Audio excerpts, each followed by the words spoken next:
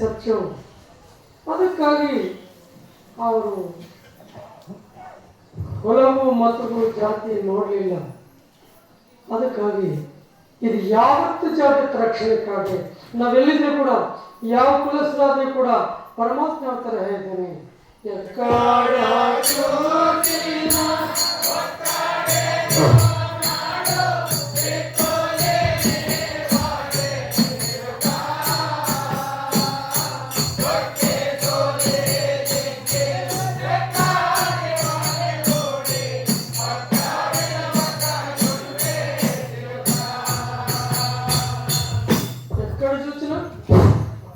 ಒಕ್ಕಡೆ ಪರಮಾತ್ಮ. ಆದರೆ ಹೊರಗಡೆಯವರು ಏನ್ಕೊಡ್ತಾರಂದ್ರೆ ಇವರು ಅಷ್ಟೇ ಯಾವುದೋ ಒಂದು ಮಾರ್ಗದೊಳಗೆ ಇಳಿದು ಬಂದಿದ್ದಾರೆ, ಬಂದಾಗಿಂದ ಪರಮಾತ್ಮ ಒಬ್ಬನೇ ಇದೇ ಹೇಳಿದೆ ಇವರು ವಿಷಯಗಳು ಅಂತ ಅನ್ಕೊಂಡು. ಮತ್ತೆ ಈ ಮಾತು ನಮ್ಮ ಗುರುಗಳನ್ನೇ ಹೇಳಿದ್ದು ಅಂತಂದ್ರೆ ಇದೇ ಮಾತು ಕೃಷ್ಣರು ಗೀತೆಯಲ್ಲೇ ಹೇಳ್ತಾರೆ. ಯಥಾ ಪ್ರಕಾಶಯತ್ಯೇಕ ಕೃತ್ಸ್ನಂ ಲೋಕ ಮಿಮಂ ರವಿಃ ಕ್ಷೇತ್ರಂ ಕ್ಷೇತ್ರಿ ತಥಾ ಕೃತ್ಸ್ನಂ ಪ್ರಕಾಶಯತಿ ಭಾರತ ಅಂತ ಹೇಳಿ. ಅದಕ್ಕೆ ಅರ್ಥವೇನು ಅಂತಂದ್ರೆ ಯಾವತ್ತೇ ಜಗತ್ತಿಗೆಲ್ಲಕ್ಕೂ ಕೂಡ ಒಬ್ಬನೇ ಸೂರ್ಯ ಹಾಗೆ ಒಂದೇ ಬೆಳಕು ಯಾವ ಥರ ಹೇತೋ ಈ ಜಗತ್ತಿನಲ್ಲಿರೋ ಸರ್ವ ಪ್ರಾಣಿಗಳಿಗೂ ಕೂಡ ಪರಮಾತ್ಮ ತರಹ ಒಬ್ಬನೇ ಆಧಾರವಾಗಿದ್ದಾನೆ. ಮತ್ತು ಕೃಷ್ಣರು ಹೇಳಿದರೆ ಕೂಡ, ಪೂಜ್ಯರು ಶಿವಾಜಿಯರು ಹೇಳಿದರೆ ಕೂಡ, ಅಲ್ಲಿಸಾಕ್ ಸ್ವಾಮಿ ಹೇಳಿದರೆ ಕೂಡ, ಬಸವಣ್ಣ ಹೇಳಿದರೆ ಕೂಡ ಪರಮಾತ್ಮ ಒಬ್ಬನೇ. ಇದು ಕುಲಕ್ಕೆ ಮತಕ್ಕೆ ಜಾತಿಗೆ ಸಂಬಂಧಪಟ್ಟಿರೋದಲ್ಲ. ಅವರ ಮನಸ್ಸಲ್ಲಿ ಕುಲವಿಲ್ಲ. ಹೋಗ್ಲಿ ಮತ ಹೇಳಿದಾರ, ಮತವನ್ನು ಬೋಧಿಂಚಡಟ ಸತ್ತನಲ್ಲ ಕರ್ನಾಡ. ಆದರೆ ಕುಲದಲ್ಲಿ ಬೆಳೆಸೋದಕ್ಕೆ ಬಂದಿದೆ. ಯಾವ ಕುಲದಲ್ಲಿ ಬೆಳೆಸೋದಕ್ಕೆ? ಕಮ್ಮಕುಲವ, ಕಾಪ್ ಕುಲವ, ಕುರುಬರ್ಗ, ವೈಶ್ಯರ್ಗ, ಬ್ರಾಹ್ಮಣರ್ಗ, ಬಲಿಜರ್ಗ, ಲಿಂಗಾಯತರ್ಗ, ವಾಲ್ಮೀಕರ್ಗ, ಮತ್ತು ಯಾವ ಕುಲದಲ್ಲಿ ಬೆಳೆಸೋದಕ್ಕೆ ಬಂದಿದೆ? ಹುಮಲ್ಲ ಜೀವ ಈ ಜಾರು ಚಿಕ್ಕರೆಲ್ಲ ಕಟ್ಟುತ್ತಿ ಕುರನ್ ದೈವ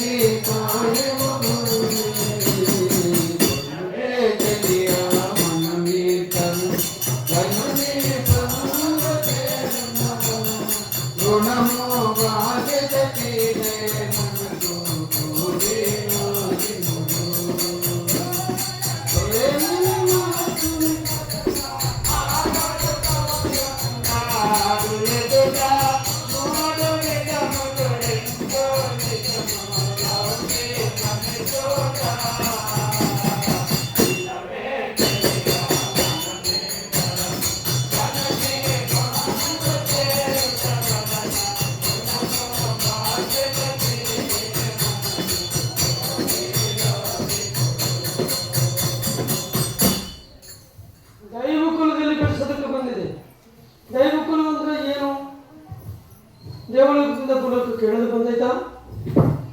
ಅಜ್ಞಾನದಲ್ಲಿರೋರನ್ನ ಜ್ಞಾನ ಮಾರ್ಗದೊಳಗೆ ಸೇರಿಸೋದಕ್ಕೆ ಜ್ಞಾನ ಮಾರ್ಗವೇ ದೈವಗಳು.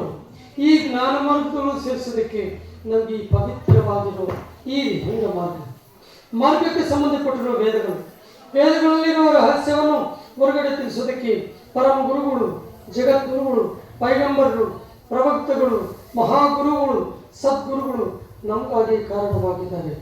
ಗುರುವರ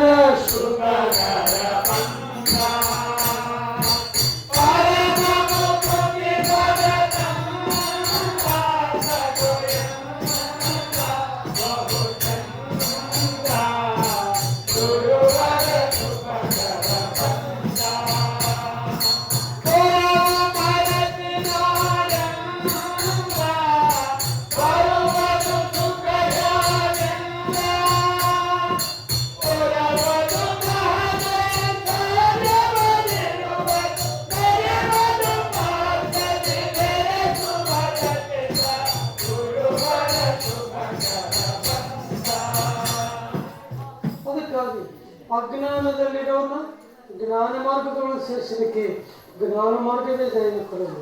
ಅದಕ್ಕಾಗಿ ಜ್ಞಾನ ಮಾರ್ಗದೊಳಗೆ ಸೇರಿಸಲಿಕ್ಕೆ ನಮಗೆ ಈ ಮಾರ್ಗ ಬೇಕಾಗಿದೆ ಅಂತ ಪುಣ್ಯಪುರುಷರು ಮಹಿಳೆಯರು ಎಚ್ಚರಿಕೆ ಮಾಡ್ತಾರೆ. ಅದಕ್ಕಾಗಿ ಇದು ಕುಲಕ್ಕೆ ಮತ್ತು ಜಾತಿಗೆ ಸಂಬಂಧಪಟ್ಟದಲ್ಲ, ಯಾವ ಜಗತ್ ರಕ್ಷಣಕ್ಕಾಗಿ ಈ ಮಾರ್ಗ ಬಂದಿದೆ ಅಂತ ಪುರುಷರ ಅಭಿಪ್ರಾಯ.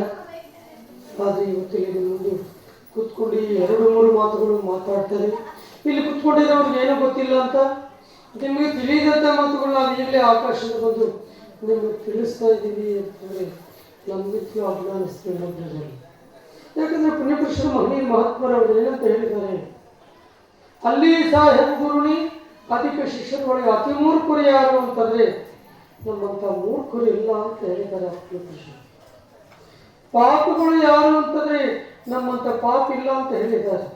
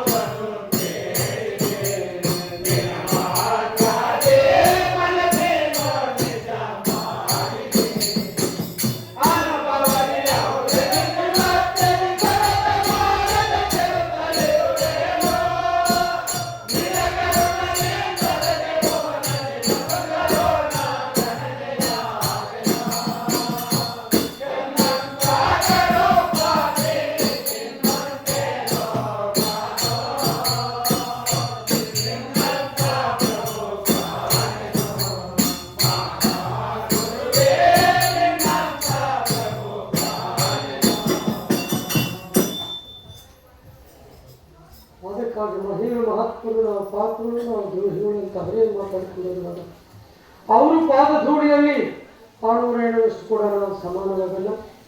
ಏನೋ ಪ್ರತಿಪುರುಷತೆ ತಿಳ್ಕೊಂಡಿರೋ ಈ 2-3 ಮಾತುಗಳೇ ನಿಮ್ಮ ಮುಂದೆ ಮಾತಾಡೋದಕ್ಕೆ ಅಮೂಲ್ಯವಾಗಿರೋ ಅವಕಾಶವನ್ನು ನಮ್ಮ ಮಾಡಿಕೊಟ್ಟಿದ್ದಾರೆ. ಆದರೆ ಇವತ್ತು ಈ ಕಾರ್ಯಕ್ರಮವನ್ನು ನಾವು ಸೇರಿದ್ದೀವಿ. ಯಾವ ಉದ್ದೇಶದಿಂದ ಸೇರಿದ್ದೀವಿ?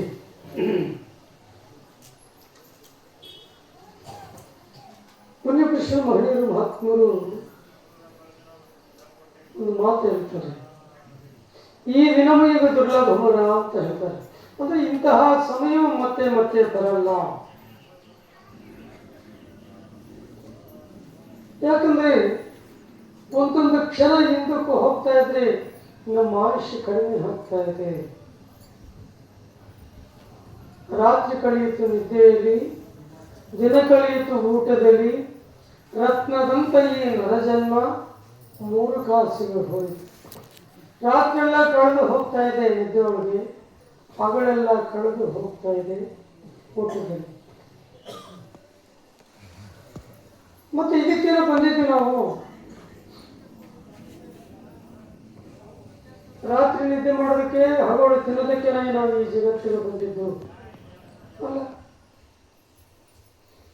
ನಾವೊಂದು ಕಾರಣ ಇಟ್ಕೊಂಡು ಬಂದಿದ್ದೀವಿ. ಆ ಕಾರಣ ಮಾಡೋದಕ್ಕೆ, ಆ ಕಾರ್ಯಕ್ರಮ, ಆ ಕಾರ್ಯ ಕೆಲಸ ಮಾಡೋದಕ್ಕೆ ಈ ಸಮಯವು ತುಂಬ ಒಳ್ಳೆಯ ಸಮಯವು. ಅದಕ್ಕಾಗಿ ಇದು ಮತ್ತೆ ಇನ್ನೊಂದು ಸಾರಿ ಬರೋದಿಲ್ಲ. ಈ ದಿನ ಈಗ ದುರ್ಲಭ ಬರ ಕೋರಿ ಆ ತಿಳುವಳಿಕೆವಾದ ಸತ್ಪುರ. ಯಾಕಂದ್ರೆ ನಾವೆಲ್ಲ ಕೇಳಿದೀವ ದೇವ್ರನ್ನ, ನಮ್ಗೆ ಈ ಮಾನವ ಜನ್ಮ ಬೇಕು ಅಂತ. ನಾವು ಸೈಟ್ ಇಲ್ಲ ಅಂದರೆ ಏನು ಮಾಡ್ತೀವಿ ಅಂತಂದರೆ ತಹಸೀಲ್ದಾರ್ಗೆ ಒಂದು ಅರ್ಜಿ ಇಟ್ಕೊಳ್ತೀವಿ, ನಮ್ಗೆ ಸೈಟ್ ಬೇಕು, ಸೈಟ್ ಕೊಡ್ರಿ, ಮನೆ ಬೇಕು, ಮನೆ ಬೇಕು ಕೊಡ್ರಿ ಅಂತ ನಾವು ಅರ್ಜಿ ಇಟ್ಕೊಳ್ತೀವಿ. ಅದೇ ತರಹ ನಾವು ಕೂಡ ದೇವರಿಗೆ ಒಂದು ಅಪ್ಲಿಕೇಶನ್ ಇಟ್ಟಿದ್ದೀವ, ಈ ಮಾನವ ಜನ್ಮವೇ ಬೇಕು ಅಂತ. ಈ ಮಾನವ ಜನ್ಮ ಅಲ್ಲದೆ ಯಾವುದನ್ನು ಒಂದು ಹುಳ ತರಹನೋ, ನಾಯಿ ತರಹನೋ, ಕತ್ತಿ ತರಹನೋ ನಮ್ಮನ್ನು ದೇವರು ಹುಟ್ಟಿಸಿದ್ರೆ ದೇವರನ್ನು ಕೇಳ್ತಾ ಇದ್ವಿ. ಹುಟ್ಟಿರು